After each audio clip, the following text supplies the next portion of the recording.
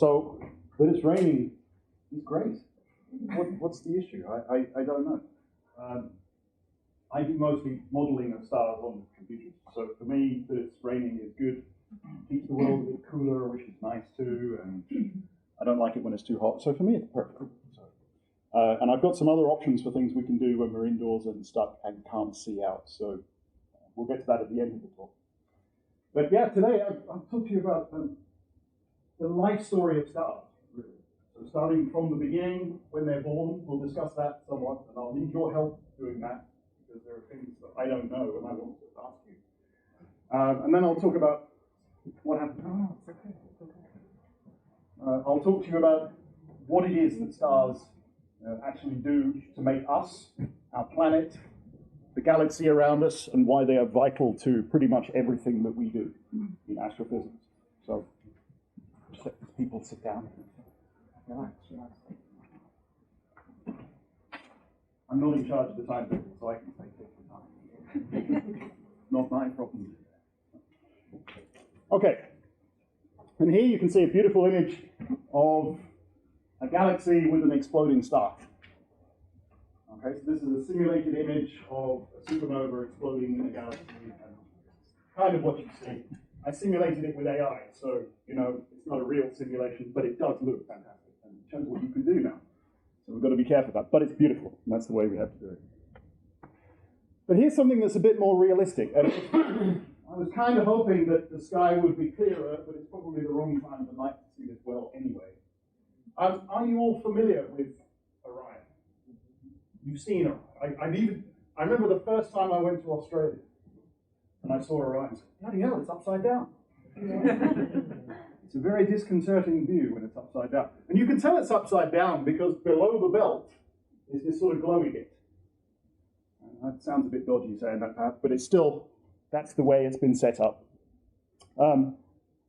So you've got beautiful stars, and you've got Betelgeuse, which of course is a huge red supergiant, and Rigel, which is a very massive, so I think it's a main sequence star, but it's very bright, very massive.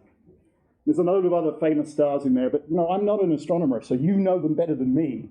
But below the belt is this blurry, blobby region.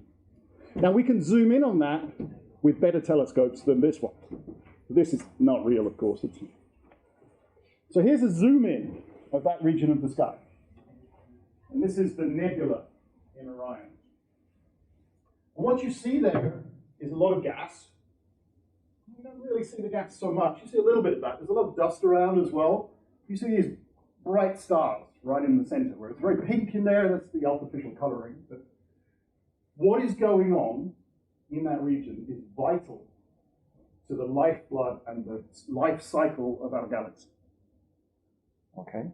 And I'm sure the people who named Orion didn't know that, but it turns out this is extremely important. And there are many regions like this in the sky, it turns out. Now we can zoom in with the latest telescope. So this is from the James Webb Telescope. So this came out, I guess, a couple of months ago. It wasn't very long ago. Now this is a view in slightly longer wavelengths, so it's more in infrared. But you can see the beautiful center of this nebula with all these shocks and dusty bits coming off the side. It's a bit messy. That's because life's messy, and you have a lot of stars in there. Right in the center, you see all these blue dots. They look kind of white because they're projected on the screen, but they're mostly blue. And these are young stars. They're young, massive stars. By massive, I mean 10 times, maybe 20 times the mass of the sun.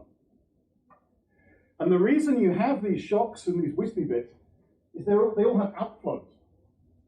So you know about the sun, that has a wind, right? You've all probably seen pictures of the northern lights. Some of that coming up. So you see the northern lights interacting with our atmosphere.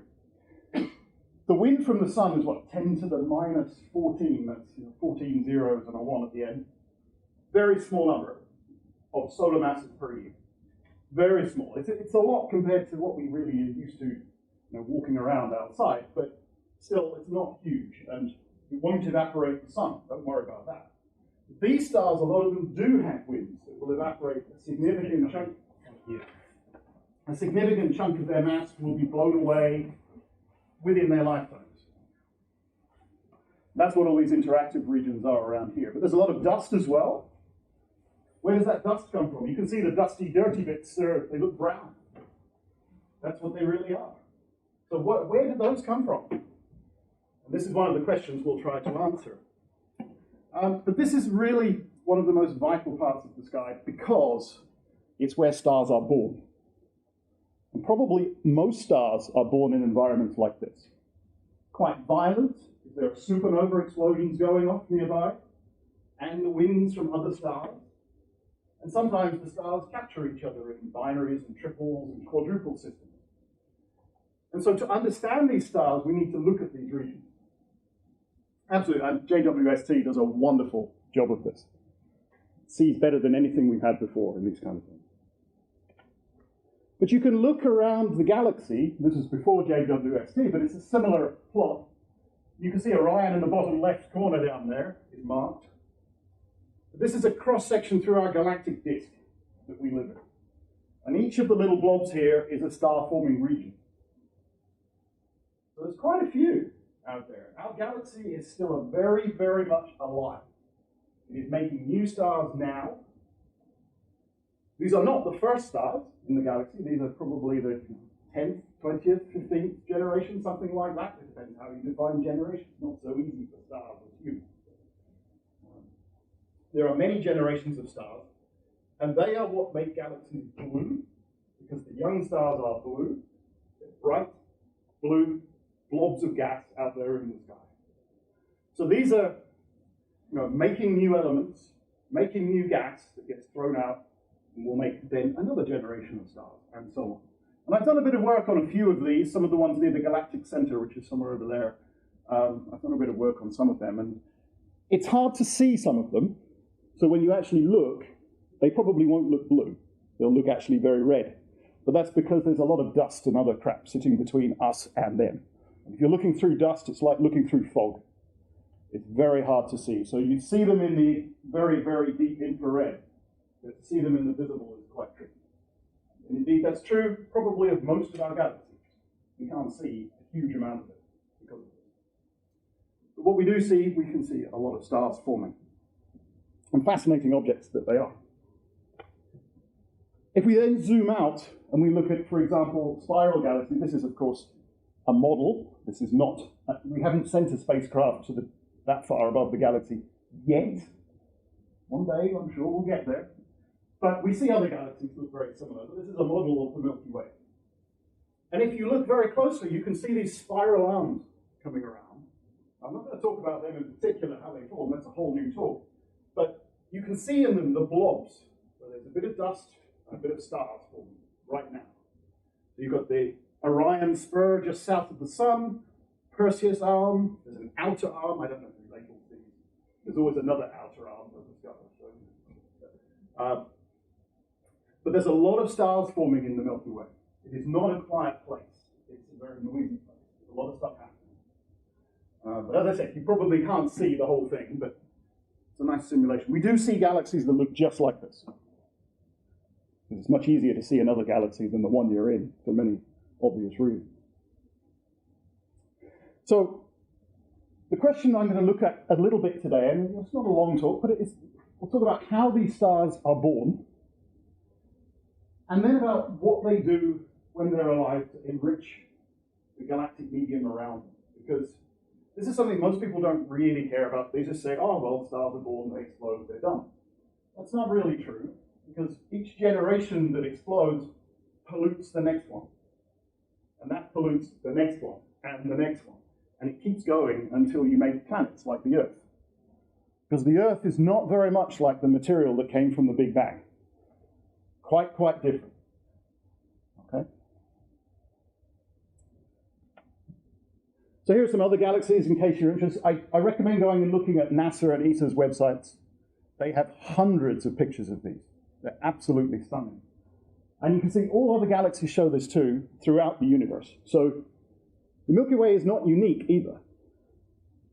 And indeed, you can look at clusters of galaxies and you can see how they chemically evolve as well, because they have outflows which pollute not just the galaxies, but the material between the galaxies as well. So it's a fascinating subject. But I really recommend these websites.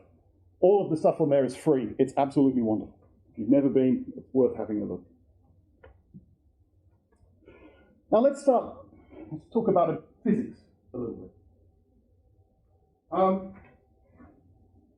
What about a little bit of an exercise for you? If I have a big ball of gas, and it's really, really big, much bigger than the solar system, which force dominates its evolution? Bit of a hint. Sorry about that. It was to remind me, so I remember. Now the thing is, when it's that big, only the gravity really is the thing that attracts. And because everything gravitationally attracts, if you have a big enough ball of gas, it will be unstable in some cases. And so, much like the boy here, he throws the ball up and the ball always comes down. I know he can't throw it fast enough that it doesn't, so that's fine. But even if he threw it very fast, it would always be attracted back to the Earth. Every bit of mass attracts every other bit of mass. And so if you have a giant cloud of gas, it will start attracting to itself. And the real question then is, why does that stop? You shouldn't ask the question, now why does gravity attract? It just does, that's what it does. You see that everywhere. The question is, why does it stop? And why does it stop for long enough that on Earth we have living things? Or indeed an Earth at all? Or why are we here? And that's the most interesting thing, I think, about stellar evolution, actually. Now, let's have a look at a little bit. If you were this person out here, I'm not sure, I hope it's gender neutral enough, I'm not sure, but, and you were falling towards the Earth, what would you be thinking at that point? How fast would you be going, do you think? Well, you get faster and faster as time goes on. You fall, and you keep falling. And how fast you end up becoming depends how far away you start again. But what you do is you accelerate as you fall. Now, this is also true of the gas clouds that make stars. They will accelerate as they collapse. There's nothing different in their evolution at this point. And I should say, this person is falling through space, so there's no friction, or negligible. So we can neglect that for now. It's really just a falling projectile. Now, there are issues with falling projectiles. They should eventually reach a velocity, well, the force on them as they approach the Earth will go up and up and up. Okay? Because the closer you are, the bigger the force. Now, I don't like putting equations in talks, but there are a few that are simple enough that I think most of you can understand. And this one was from Newton back in 16-something. I can't remember exactly when, late 1600s. So it's been around for a while. This is the force of gravity due to two masses. And the important thing is the 1 over r squared. And r is the separation, the distance between them. So as this distance gets smaller, the force gets bigger. Which means the acceleration is bigger and bigger and bigger as the particles fall together, or in the case of a cloud, as the cloud moves forward, it accelerates faster, roughly speaking. But what stops the clouds? It's an interesting question. I mean, you could ask why, if I've got two hands, they accelerate, and my fists want to accelerate towards each other, what stops them doing that? Why don't they just collapse? Question. It's not something we think about every day because there are other forces on Earth which stop it. Does anyone know what stops me falling through the floor?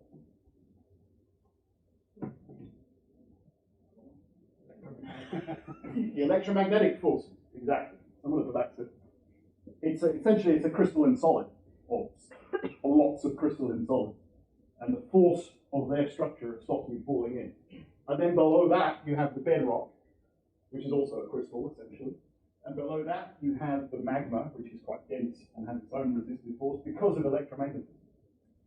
So the problem is that in one of these giant clouds, the electromagnetic force is not very strong.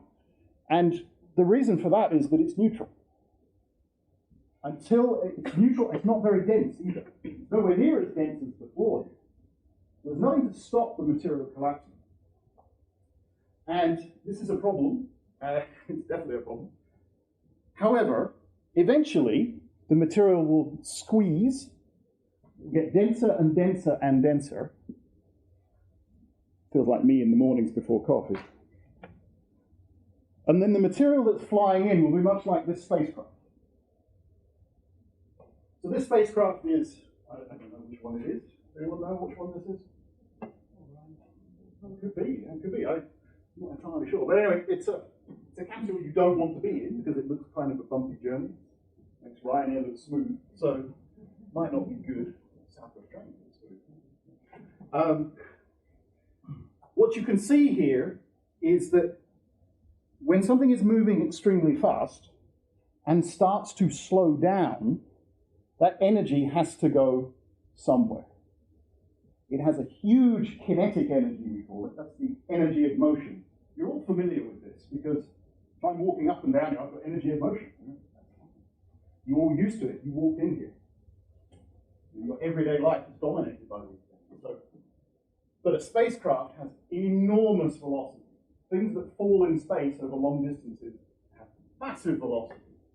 And that energy has to go somewhere. And when you've got a gas, it tends to go into the friction between the body of the spacecraft and the, well, in this case, air, but it could be whatever's in the planet, and that will slow it down. And I think we're all quite familiar with that. We also see these things. I don't know if you see them in Guildford very often. You see chunks of rock falling from the sky. Guildford, it tends to rain, so it's not so great. But there are parts of the world, if you go to Australia again, you see these a lot. The air, the sky is much clearer. There's fewer lights as well. So this is much more likely in an early solar system, for example. You have chunks of rock falling out of the sky, but they lose their energy as they fall through the atmosphere. And again, you're freeing up kinetic energy. Now, none of what I've told you here is proof that this really happens. So I found this paper, which is fantastic. This is a block of gel. Aerogel, I think they call it. And someone's decided to fire bullets in it for a laugh. Now, it's the sort of thing you find on YouTube, randomly shooting things. There's Mythbusters or something on YouTube would do this. What they've done is take a room temperature bullet, which is around 20 degrees, like the rest of the gel. And most of the blue there is around 27 degrees. It's probably filmed in Florida. A lot of guns in Florida, so that makes sense. And you fire the bullet at the gel, and then the bullet stops in the gel. The gel is very good. It's designed to absorb the bullet and stop it moving. And it's used a lot, actually, in aerospace for that reason. Very interesting material. The whole talk on that. And you see the temperature of the bullet and the material around the bullet, once it stops, is around 50 degrees. Now, that's not from the chemical reaction that fired the bullet, because the shell that got hot in that has mostly fallen off. That was the cartridge that was fallen off at the weapon. What you see here is the kinetic energy of the bullet as it hits the material. So that's extremely powerful. And you do see that very often in these kinds of circumstances. But it shows that the kinetic energy is converted to heat. Heat is the basic form of energy. It is what people would say, if this were a Brian Cox video, it would be the highest entropy state on a beach somewhere. With the helicopter flying around. This is what happens with bullets. So when things slow down, they tend to get hot. Because the energy has to go somewhere. And this is what generally happens. On Earth, it's a little more extreme. When the giant chunks of rock hit the early Earth, it wasn't just a 20-degree rise in temperature, it was thousands. And it would cause utter destruction now. Which is one reason you have NASA having projects to monitor where all the asteroids are. Because if the energy from those asteroids hit our atmosphere, even if we blew them up, the energy would still hit the atmosphere just in lots of little bits instead of one bit. So actually, you're probably less likely to survive if you blow it up. Bruce Willis style. That would not work. Don't do it unless you know what you're doing. Much better to deflect the asteroids. But that's difficult in a stellar nursery because you've got these massive clouds. There's nowhere for them to go. You can't deflect them. They will fall. They will collapse. And what happens then is that the material in the core heats up from this kinetic energy. This will crush the core and keep crushing it until it gets hotter and hotter and hotter. Has anyone ever pumped up a bicycle tire and realized how hot it is? Right? It's exactly the same. Not much different to that. A few little complications, but it's pretty close. And you end up with systems that look like this on the bottom. It's an artist's impression, I should say. This is not yet JWST. It might be soon, but not yet. This is a spinning disk because I've neglected completely that the cloud might have some angular spin, which will cause a disk to form around it. That's fine. But you see in the center there is the part that's collapsed. That will form your star. Now, so far, I've said absolutely nothing about why the star shines. And I think it's pretty clear living on Earth that the sun does shine.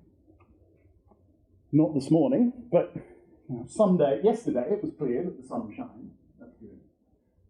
And all stars do shine. Photons come off the surface and we see them. So let's press the next. Why is it? I love this. There you go. Why? Technology defeated me again. So what I've done here is I've used my stellar evolution code, twin, which is fantastic code that my PhD grandfather wrote 50 years ago. So it still works. It's brilliant. And I've made a model of the sun. And the sun's in the light bulb there. It's a nice image. The sun is essentially a giant light bulb for the purposes of this simulation. Now, on the axis along the bottom is time in millions of years. Millions of years. A long time. And on the axis going up the side, we have the luminosity in solar units. So 1 would be like the sun now. And you see what happens to my cloud of gas. I let it collapse. And the center gets warm. That's good. And it gets up to a temperature much like a bar heater or something like that. A couple of times a bar heater. And that looks kind of like the sun we have now. It's not too bad. It's a little too bright. That's fine. But then what happens is it starts to dim. And it keeps dimming, and it keeps dimming, and it keeps dimming. So after about 150 million years, you're way too dark to have any life on Earth, which might be considered a problem. However, this model for a long time was the leading model of what the sun is. Because we didn't know the physics that comes to replace it later. But, there are issues with this. Anyone have any problems with this as a good model for the sun? We'd all be dead. Well, that depends. I mean, if you're religious, you might believe that humans were invented 4,000 years ago. So you might not all be dead. Evolution might be quicker than Darwin thought. He didn't say anything about speed of evolution. He just said, this is what I've done. So, yeah, maybe, but there are good grounds, though, to suggest that this is a very bad model for the sun.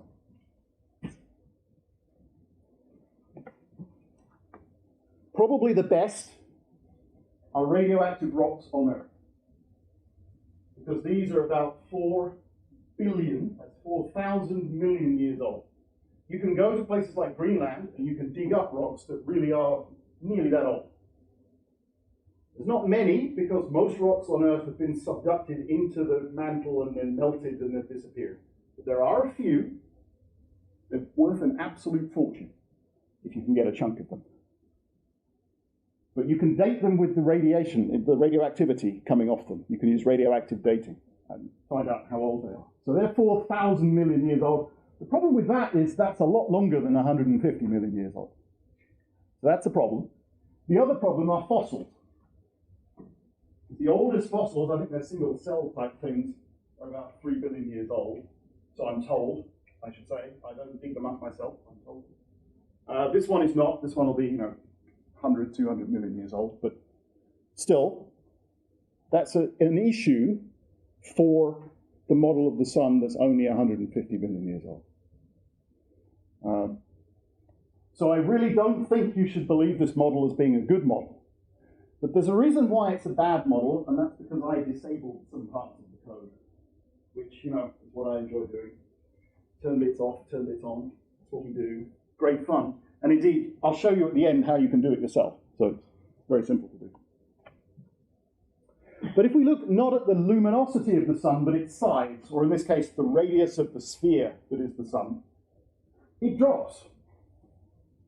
Why does it drop? Because it attracts itself and it just keeps collapsing. And it keeps collapsing, and it keeps collapsing, and it does not stop. And extremely red, and nothing like what we see. And there won't be enough time for life to form. So this is really a problem. And the sun, of course, cannot collapse forever. It doesn't do that. But to get to why not, we have to think, what is the sun made of? And instead of looking on these huge scales, we have to look on the smallest scale. So these are the nuclei, atoms of, the 4 lightest elements in the universe. We know these are those because we do the experiments in labs. We can prove that in a lab, so it's easy. Relatively speaking, it's not actually easy. On the left you have hydrogen, which is just 1 proton and 1 electron. The simplest of all the elements. Most of the universe is made of hydrogen. It's about 3/4 of the mass in the universe, the visible mass, is hydrogen. Most of the rest is helium, which is the second one. Okay, now the difference here is that the number of protons and neutrons, these fundamental particles that form the nuclei, is different. So hydrogen has 1, helium has 4, but that's actually 2 protons, 2 neutrons. So it's got a charge of +2, because the neutrons are, of course, neutral. Lithium's the next one. There's not much lithium. There are reasons for that. I could give you a whole talk on lithium as well, but there isn't much, and there's even less beryllium. So those two are very rare, and there are good reasons for that we can discuss after. But most of the universe is hydrogen and helium. Now what happens when you have these nuclei flying around in a gas that you make denser and denser and denser and denser, and hotter as well? Well, they don't just stay like that. Because what will eventually happen is that the protons will collide very fast because they're very hot at this point. And the protons have a force, it's called the Coulomb force. You may have heard of it. It's the electrostatic force, repelling each other. You have to overcome that if they are to collide and stick together. That's why you need high temperatures. That's why you need the gas cloud to collapse a lot first. You also then, to make helium, you need to combine another 2, because that's got a mass of 4, not 2. And we know that these things are in the sun. We know it happens because this is a spectrum of the sun. And we see it. We see that the hydrogen has formed some helium. Now, most of this happened in the Big Bang. I'm assuming everyone here believes in the Big Bang. That'll be another talk if we don't. That'll be a fun talk. I'd come to that. That sounds like a good talk. But you can look at the spectrum from the sun. You see all these lines, but some of them are hydrogen and some are helium. And the sun being nearby, we have a very high quality spectrum. So we know how much of the universe is made of this. It's almost 100%. It's made of hydrogen and helium.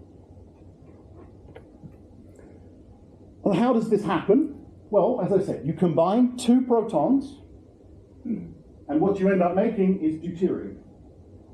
This is how it happens in the sun. You then combine another proton to make tritium. You've probably heard of deuterium and tritium because of heavy water, which was used in the nuclear industry quite a lot, so it was quite famous in the past. But then, if you combine 2 of the tritiums, you can make helium-3, sorry, I think these ones are helium-3, yeah. 2 helium-3s, you combine those, you end up making a helium nucleus, and 2 of the protons are given off, which means the net what happens is you combine 4 protons to make helium. So that's your hydrogen protons make helium. This is what happened in the Big Bang. It's what happens in every star, pretty much. I mean, 99.9% of the stars do this. And that's what's happening in our sun. Now, we believe it in the sun, not just because something has to stop it collapsing, and this does work. We see also, when this happens, it gives off neutrinos. We see those neutrinos. We can measure the frequencies of the neutrinos, these fundamental particles that we see in detectors on Earth. And indeed, you can measure the different types of neutrinos, and you can show they come from this reaction in the sun. They have just the right energy. And that was predicted before they were seen, so very impressive. But these kind of reactions, this is what we call nuclear fusion. It's the thing that we're trying to build power stations to do now, but on a smaller scale than the sun, which is a good thing. Now, talking about the scale of the sun, how much energy do we get from nuclear fusion? Not very much. You may think, well, why are we building power stations? Okay, yeah, but we should try. What I've got here is some scales, and I'm weighing 4 of the particles that form hydrogen with 1 of the particles that is the helium, because that contains 4. Now, in an ideal world, perhaps, there'll be no mass difference, because you take 4 protons and join them together. Well, why would the mass be different? Well, nuclear physics doesn't work that way. The helium is more bound, it's stuck together. Okay, so some of the energy has been used to bind it, which means you lose that energy as light when you form it. And that also means, because E equals mc squared, you've probably heard that. I don't like equations, but you've heard that one too. Because E equals mc squared, you can compute how much energy you get out from converting the hydrogen to helium. And if you do it for 1 nucleus of helium, you get this many kilograms of mass that disappears and becomes energy, which is not very much. It's a lot of zeros. I can't even count them. 10 to the minus 27 zeros in there. And you might think, well, how can that power the sun? This tiny, tiny amount. Well, the sun is huge. The mass is enormous. It's 10 with 30 zeros behind it, so it's even bigger. So you have to multiply this small amount of energy with this huge amount of mass. And that gives you the luminosity of the sun. Another way of putting this, as I was explaining to my students at the back, who I'm sure were paying attention in my lecture this morning. Yeah. The density of energy being generated in the sun is probably around a compost heap. I mean, you've all seen compost heaps. If you see them in winter, you can see the heat coming off the top of them. You see the steamy vapor coming off the top. That's about the same energy generation rate per unit mass as the sun. So it's tiny, absolutely tiny, but the sun is huge. And because the sun is so big, this energy has to get out. And that's the struggle that the energy has. And the power of the sun is about 10 to the power 14. So it's 10 with 14 zeros watts, which is 100 trillion LED light bulbs. About 5 watts or something, 4 or 5 watts. It's a lot of light bulbs, definitely. So the power of the sun is massive, but it only works because it's so big as an object. Now the photons made in the core, what happens to those? Well, the light is made in the core, but it can't get to the surface. Remember, we have this big gas cloud that collapses, it's very dense. The photons, they try to get out, but they can't. They bump into something. And then they bump into something else. And then they bump into something else. And they keep doing this for about 100,000 years. So the light that you see today in the sun was made in the core, on average, about 100,000 years ago. It takes that long for it to get all the way out. So it's really fascinating how this happens. This kind of walk is called a random walk. So the photons go on this random bumping around, and eventually they just happen to escape. But there's so many of them that there's enough to still heat the Earth, which is a good thing. So eventually the light escapes, And this is what stops the star collapsing. There are other reactions that go on as well in other mass stars. So if you have a slightly more massive star than the Sun, you can combine hydrogen with carbon, and you can make other things like nitrogen and oxygen and stuff like that. It's kind of fun. More fun, perhaps, is when you combine carbon with helium to make oxygen, or carbon with carbon. You end up making silicon, eventually. Carbon was magnesium-24. Then you can react that with something else, and you make silicon. And then you react silicon with silicon, and you can make iron. The problem with iron, though, is that that's as far as you go. There's nowhere else to go once you've made iron. Now, this diagram shows you the number of protons in your atom, your nucleus, your atoms, and the number of neutrons. So hydrogen has 1 proton, helium has 2 of each, carbon has 3 of each. 3 of each, 6 of each. There. Trying to count something.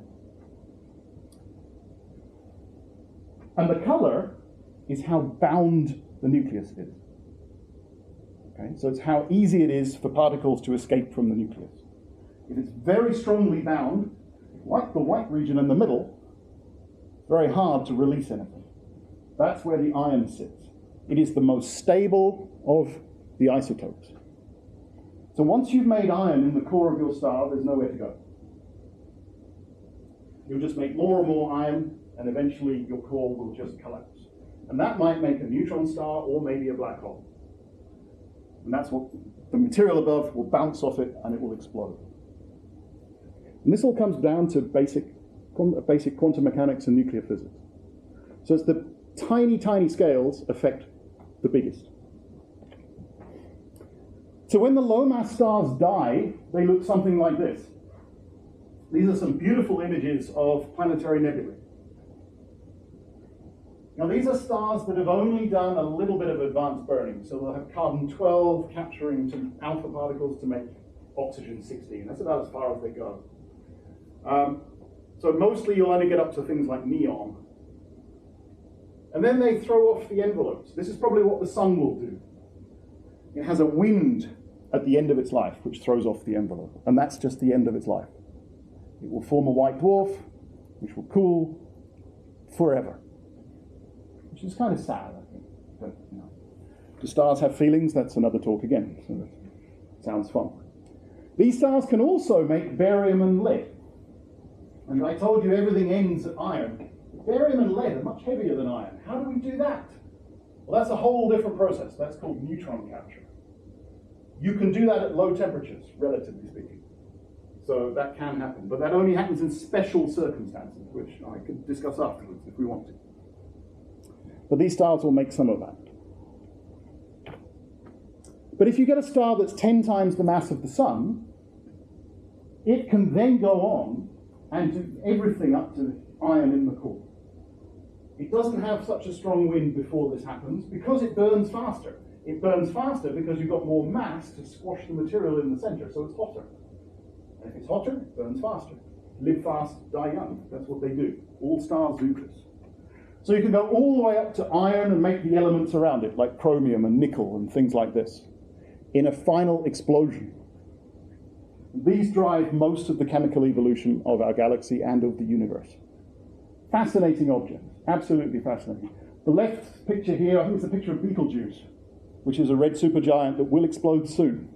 By soon, I mean it could be 1 million years, but it's pretty soon for a star. So it's certainly a local candidate to go bang very soon. It's a bit weird that we haven't seen a supernova from Earth for 400, 500 years. It's a bit odd, you might think, but it could just be bad luck, because they're a bit randomly distributed on the sky, so I'm not too worried about that. These stars also could make heavy elements like platinum and gold and uranium. Possible. Again, it's more neutron capture that happens in the explosive shock waves. Whole nother talk in itself. But for those on my lecture course, that might be in 2 weeks' time, so we'll do it then. That'll be fun. There's also a type of star called a binary star, which I've given talks on here before, a while ago, but this is where you have 2 stars orbiting around each other. These are a special case, and I'm not going to go into too much about these today, they can also make things like silicon and calcium and titanium, because they tend to explode. In the top right corner here, it's a picture of, I think it's Tycho, it's a supernova remnant, type 1A supernova remnant.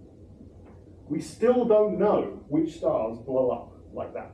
We know they're probably white dwarfs, but how you get there is, there are lots of models and none are really certain. So we have a very bad understanding of those. Down here is an artist's impression of emerging neutron star system. So these are two stars that are 1.5 times the mass of the sun. They collide, release all these gravitational waves. Absolutely stunning. They might be the things that make a lot of gold and platinum in our galaxy. However, I should say, be careful when you read the papers that tell you that. There's other papers that tell you exactly the opposite that came out on the same day. We don't understand very clearly yet how much stuff is ejected from these systems. The error bars are huge. So exciting they may be, but there's ongoing research, and that's what we're doing here. So. But we can put all this together and make a periodic table. Has everyone seen a periodic table before? I think most of you are of an age where you've probably seen one. So this is a periodic table of those three sources. We have low mass stars like the sun, high mass stars that have supernovae, the core collapse type, and binaries that make these 1A supernovae. And we can combine the colors to show which elements are made in which stars. So the low mass stars, they eject most of the helium and hydrogen in the galaxy, but okay. Some of the carbon and the nitrogen, and a lot of these elements along the bottom here are made in there. The high mass stars, well, they like to make things like oxygen. Most of the oxygen in the universe is made in massive high mass stars. But then other things that are common, like iron, is made in these binary star systems. So it's it's not a mess, that's not what I'd call it. It's an interesting story, I think, about where the elements came from. There are multiple sources, there isn't just one. We know there are many now. There are a few others that I haven't mentioned as well, but they're minor on this diagram. And then these things, they feed back into the galaxy, and you have a cycle. The stellar death, that's the ejector of all this material, feeds back into the clouds, which become the stars. And this circle continues to this day. And you see it, because we started with these clouds collapsing. They will collapse, make more stars, they'll explode. That gas will make the next generation of stars. It will keep going.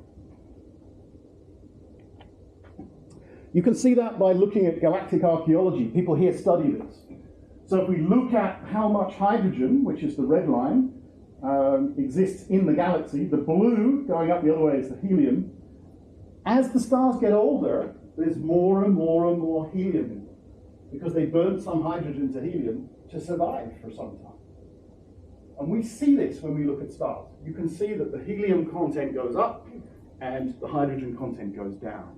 Now, when they were born, they had very little of anything else. This would be what we call the metals. That's anything not hydrogen and helium. And we're weird people. So, carbon is a metal for us. It's very strange.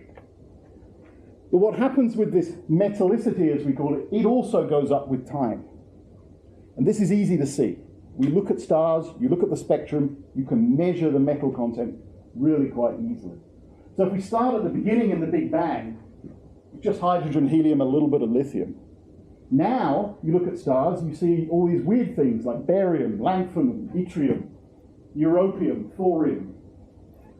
These can only happen when you have merging neutron stars or exploding supernovae or planetary nebulae flying off. And all of these are found on Earth, which tells you the material that made Earth is mixed from all these sources. It's really quite fascinating. Okay, so that's the science I was going to talk about, but I also was going to mention a thing that we will do at nights here when I'm not speaking. I'll try to do. I'm too tired after this to do it, probably. We've got some software, which is the one I used to make the plots earlier. The software is called Window to the Stars. It's something you can put on your PC. It's something I've been working with a lot of local schools to try to put on their PCs, which is a struggle, I should tell you, but still. School IT is even worse than university IT, so it's not good. But we've done that for them now. And you can make diagrams like this, which shows the temperature on this axis, the luminosity on this, of several different stars. You can make these diagrams now with a few clicks. So you don't actually need to understand how to program in Fortran or some hideous language like that. Those of you who've heard of it are probably having nightmares at this point. You should. This is designed so you can use it easily. If you don't believe that, well, we have school kids using it, and they love it. They absolutely love it. But we've used this on Raspberry Pis, so I've got this little box here. This is powerful enough to run all the stellar evolution you could want. This is an old one as well. The new ones are double the power of this. Same price. So absolutely wonderful devices. The good thing about these is you can take them into a school and just plug them into a screen. Just plug them aside. It's easy. Powered by USB, so it's very simple. It's good because otherwise the schools complain about security issues. This has no security issue. It's great. So this is a very good solution for doing this at home or at a school. And we've used them at public events. So the top one was, I think, in the hall just over the back there. Just after I'd come to the university, we were showing how you run this software. And the kids absolutely love it. You get the 10-year-old kids, they love it most because they've started to understand the universe and they just want to blow up stars. Me too, that's why I do it. But we also have some serious outreach events like this one. Now, when I started this, I remember doing it and people said, oh, no one will care. They'll just want to go and look at the telescopes. They won't care about, stuff on a computer. That's true, but it does rain sometimes. And at that point, it was very popular. Strange that, but anyway. And I've started working with a school. As a school, I did a pilot study with the Lady Eleanor Hollis School. I don't know if anyone knows it. That's up in Hampton. It's not far from here. It's an all-girls school, so they don't have many people doing physics, but this has got quite a few people doing physics. And what we do is we've written a project. We have a book of projects that they can work through using this software, and it encourages them to work with each other. We send people from universities to them to visit. And it's great because it enables them to mix mathematics that they've been learning with the physics they've been learning and do a bit of coding as well, which is great for and particularly when they apply to universities. This really gives them an advantage. So this has worked really, really well. And actually some of the comments I had from the girls at the school were that they'd never realized the link between the things they were learning. Because they're doing a mathematics A-level and a physics A-level and a computing A-level. And their teachers never talk to each other. Why would they? What have these got to do with each other? Well, of course, my job is all mathematics and physics and computing all wrapped together. And that's what we teach here. So for them, it was about setting the context of the world around them. And this is absolutely fantastic. Listening to them talk about what they learned in this is fantastic. It's really great. And so we've got money from the STFC, the Research Council. We've also got Royal Society money for some of the schools now. So using that to fund buying the hardware, which is not very expensive, so it's a small grant for each school, but it works very well.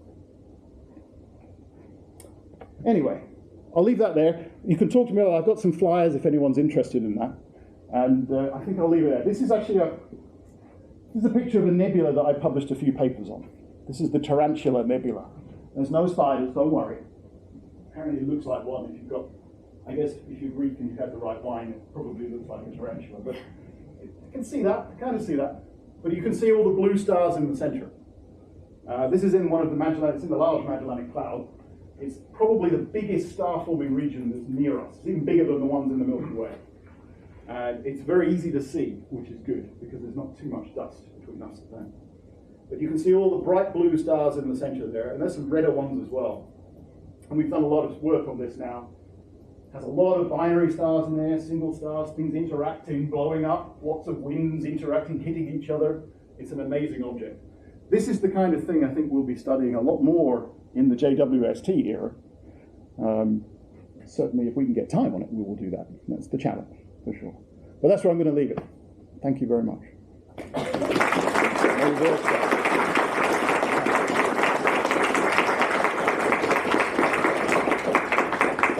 I have no voice anymore, I'm sorry. Yeah, Henry, thank you, Rob. Brilliant talk. I'll open it up to questions. We have, 5 minutes to questions, and then we can learn a little bit about stargazing. Please. Yes. In an early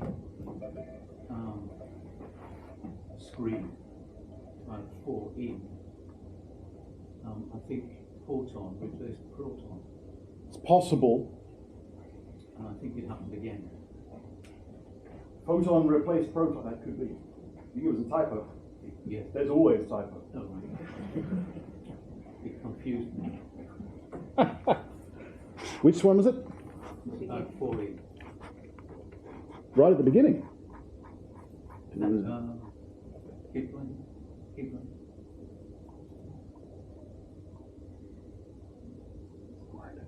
There? No. It's protons, that's right. There. Helium, no, that's right. That is right. So it makes helium plus photons. The red balls you're using. No, those would be the protons. You can ignore those. But that, well, Still red balls. where's the chalk when I need it? I need some chalk. Here we go. So this reaction is proton plus proton goes to deuterium, which is, let's see, hydrogen 2. And then you do that twice. Okay? But then you combine each of these with a new proton from outside to make helium 3 twice. Then you combine these to make helium 4 plus 2 protons plus a load of photons. Quite a lot. Now, these 2 protons you put in come straight out. So the net protons is 0. So really what comes out that's new is the helium plus a load of photons. Are you saying that a photon turns into a neutron? Yes. How does that happen? That's nuclear physics. That's a weak reaction in nuclear physics. Weak reaction must be, yeah. Because it gives off a neutrino at the same time. Yeah. That's a nuclear physics thing. Nuclear physics magic. You can of worms. It's a huge can of worms. But yes, that is what happens. Now the reason you can do that is because the neutron in the nucleus here is bound sufficiently that it doesn't decay. If it were on its own floating around the space, it would just decay back into a proton and an electron with a neutrino, anti-neutrino, which one would that be? One or the other. But in the nucleus, these things are stable because the nuclear force binds them sufficiently that it's in a very low energy state, and that's its most stable state. And where do the photons come from? They are released by the nuclear reaction. They're part of the electromagnetic release from, which I'm guessing in that case, yeah, they just release them. They become the energy that powers the sun. But that's what happens when you make these particles. The nuclear reactions tend to release things like neutrinos, photons, things like that. Reactions like this actually are very interesting. We were talking about them today. There are reactions that can happen in stars to release, for example, neutrinos. And when you have a very massive star, or a star at the top of the giant branch, the brightest red giant, just about to ignite helium in the core is very dense, which means the particles are hitting each other a lot. It's pretty hot as well. And you end up having a situation where the luminosity of that core in photons is far less than the luminosity in neutrinos. So actually, looking at the star with a telescope doesn't really tell you much. What you should do is look with a neutrino detector. We don't have good neutrino detectors compared to telescopes for resolution, so it's hard to do this. But if you compute the neutrino losses, for example, from supernovae, they're about 1,000 times the loss from just normal visible light. So if a supernova looks bright to you, imagine to someone with neutrino goggles. They'll be completely blind, which is amazing. I mean, that's where the energy goes. Neutrinos are the things that are flying through us. They fly through us all the time. But if the material is dense enough, they find it hard to fly through. But that happens very rarely. Only in the collapse of the core does that happen.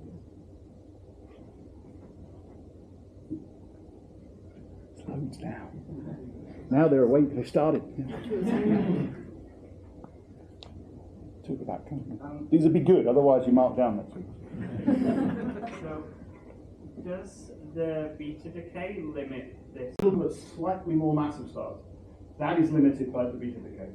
Yes, absolutely. Until you get hotter, and then it's not. So in a nova explosion, that's CNO, but the beta decays are so slow they're irrelevant because it's so hot. I had a question about your Segre chart.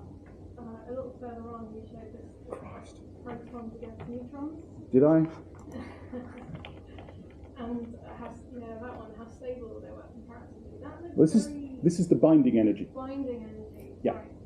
Possibly the binding energy per nucleon. It could Okay. be. I think that's probably what it You is. might see like lines and magic numbers popping up. But Yeah.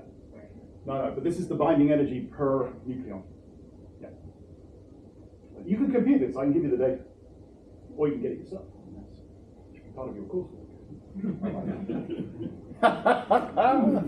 Thank you for making my life easier. One more question? Jupiter, a gas giant, is considered a failed star because it didn't have enough mass. That's harsh on Jupiter. How much mass Harsh on was Jupiter. needed? How much bigger it had to be to start to ignite fusion? Yeah, so it's around, about 0.07 times the mass of the sun is the minimum. So anything more massive than that, you will have more nuclear burning, or the energy generated by nuclear burning will exceed the thermal energy that's being radiated from the star. What is Jupiter in? It's about 1,000th of a solar mass, isn't it? Something like that. There's about 50 times Jupiter, something like that. So it's quite a bit more. So I don't think Jupiter's a failed star as such. It's just quite a massive planet. I mean, even then. I think it's a bit harsh on Jupiter. It's a long way from the sun, so there's not much mass out there to grab. So I understand it's a problem for Jupiter. It's a beautiful planet, but not my favorite holiday destination. But one very last one. When you show the periodic table matching the elements and the kind of size of stars they have, what makes the low mass stars skip over all the middle elements and go to the much higher ones? Because those higher elements there are made by this reaction.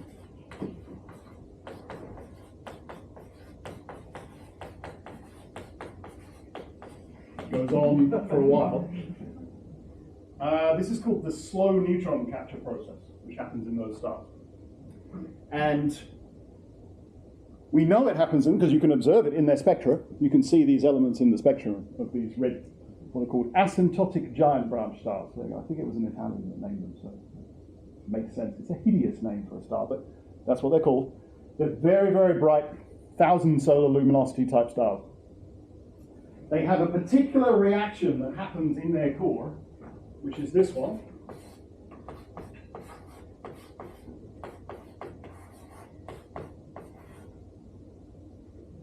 They've got a lot of carbon-13 in their core from the CNO burning, that we discussed before, and they happen to mix it into a helium burning region. Now this alpha particle you could also say is helium-4.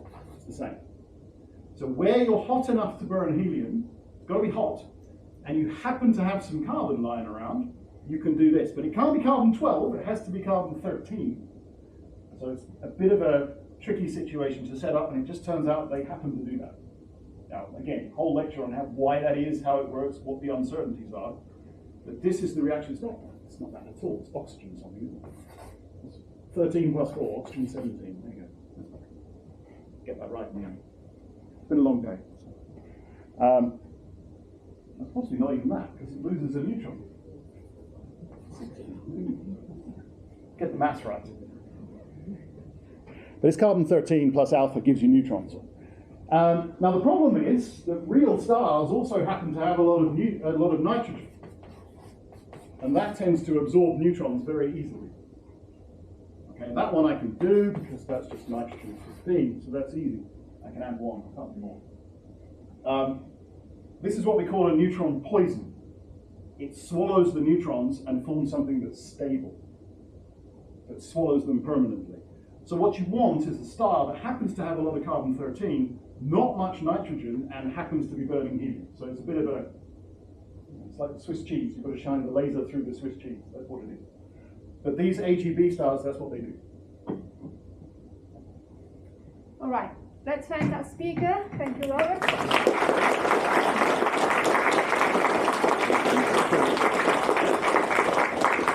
Lovely talk, Rob. And if you could just exit your presentation. Can you help me with a microphone again? Do you need a mic? I'm not very good at presents. Sure. Can you tap it to test? Tap it?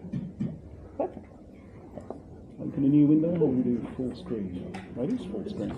Is that big enough? Yeah, I don't know how to make it any yes. bigger, so I think we can see it fine. Alright, so Richard will tell us a little bit about beginner stargazing,